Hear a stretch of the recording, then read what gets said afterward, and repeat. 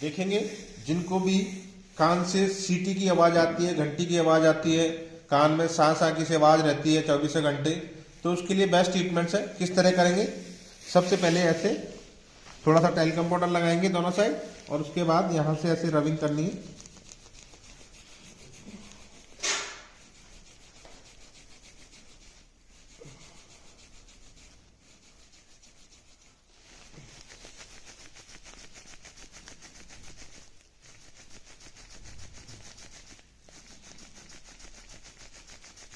जिनको भी टिनाइटस की समस्या है उसके लिए रामबाण इलाज है। जो लोग सारी जगह से थक चुके हैं, दवाइयां खा के, होम्योपैथी, आयुर्वेद, एलोपैथी, नहीं ठीक हो रहे, तो एक बार हमारा ट्रीटमेंट जरूर करें, आपको जरूर फर्क पड़ेगा।